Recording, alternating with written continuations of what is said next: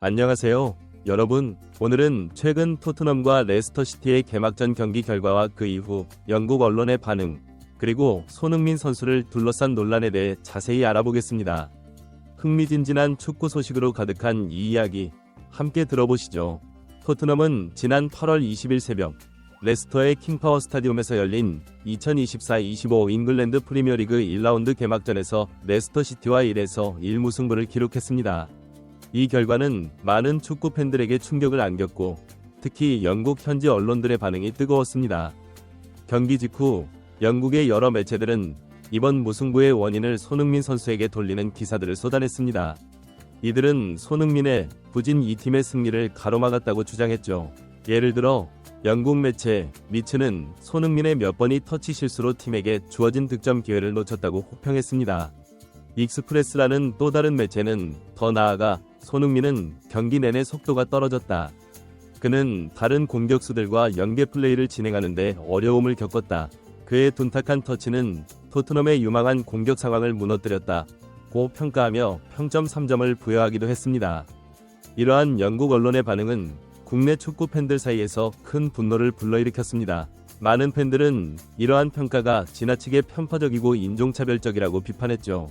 특히 경기 중 단 한 장면만을 꼬집어 분석하면서 손흥민의 전체적인 기여도를 무시한다는 지적이 나왔습니다. 하지만 이런 비판적인 시각에 대해 많은 축구 전문가들은 다른 의견을 제시했습니다. 그들은 쓰레기 같은 전술 속에서 지난 시즌 손흥민이 17골을 넣은 것은 기적이나 다름없다고 말하며 오히려 유독 손흥민에게 엄격한 잣대를 들이대는 영국 언론들의 인종차별적 기사가 더 문제라고 지적했습니다. 전문가들은 또한 레스터시티의 전설인 37세 베테랑 공격수 제이미 바디와 손흥민을 비교하며 흥미로운 점을 제시했습니다. 바디와 손흥민은 상당히 유사한 포지션과 스타일의 공격수라는 것이죠. 그들은 레스터시티가 제이미 바디를 어떻게 활용하는지 포스테코글루 감독이 배워야 할 것이라고 조언했습니다. 이 지점에서 우리는 토트넘의 전술, 특히 포스테코글루 감독의 손흥민 활용법에 대해 더 깊이 들여다볼 필요가 있습니다. 많은 전문가들은 포스테코글루 감독의 전술이 손흥민의 장점을 제대로 살리지 못하고 있다고 지적합니다. 포스테코글루 감독은 풀백을 공격형 미드필더처럼 활용하는 독특한 전술을 구사하고 있습니다. 이는 일견 혁신적으로 보일 수 있지만 실제로는 팀의 주요 공격수인 손흥민을 제대로 활용하지 못하는 결과를 낳고 있다는 것이죠. 예를 들어 이번 경기에서 손흥민은 대부분의 시간을 페널티 박스 바깥쪽에서 보냈습니다. 이는 상대 수비수를 끌어당겨 중앙의 공간을 만들기 위한 전술이었지만 결과적으로 손흥민의 득점 기회를 크게 제한했습니다.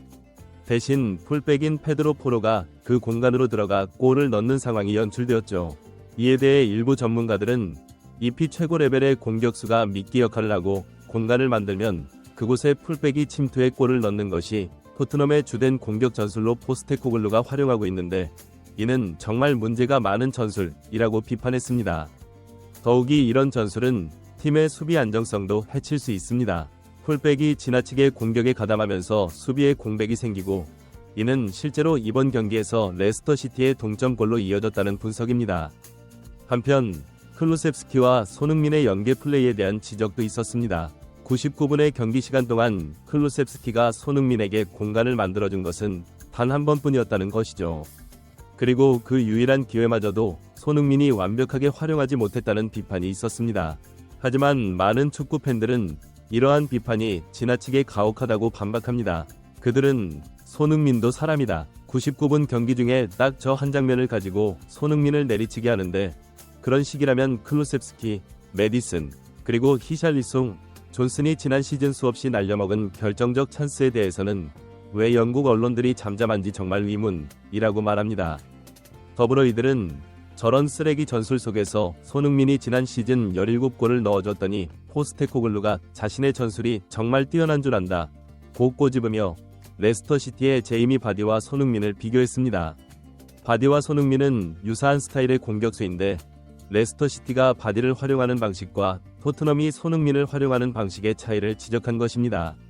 이번 경기와 그 이후의 반응들은 토트넘의 전술, 특히 손흥민의 활용에 대한 많은 의문을 제기했습니다. 포스테코글루 감독이 과연 손흥민의 장점을 최대한 살리는 전술을 구사하고 있는지, 아니면 오히려 그의 능력을 제한하고 있는 것은 아닌지에 대한 논의가 계속되고 있습니다. 또한 이번 사건은 영국 언론의 보도 태도에 대한 비판도 불러일으켰습니다.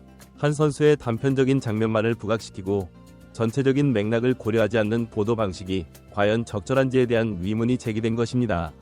특히 일부에서는 이러한 보도가 인종차별적 편견에 기반한 것이 아니냐는 지적도 나오고 있습니다. 결국 이번 사건은 단순히 한 경기의 결과나 한 선수의 퍼포먼스를 넘어서 축구 전술의 다양성, 선수 활용의 중요성, 그리고 스포츠 보도의 공정성 등 다양한 측면에서 우리에게 생각할 거리를 던져주고 있습니다. 앞으로 토트넘과 손흥민이 어떻게 이러한 상황을 극복하고 더 나은 모습을 보여줄지, 그리고 포스테코글루 감독이 어떻게 팀 전술을 조정해 나갈지 지켜보는 것도 매우 흥미로울 것 같습니다. 또한 이번 일을 계기로 영국 언론의 보도 태도에도 변화가 있을지 주목됩니다. 축구는 단순히 경기장 안에서 벌어지는 90분의 승부가 아닙니다.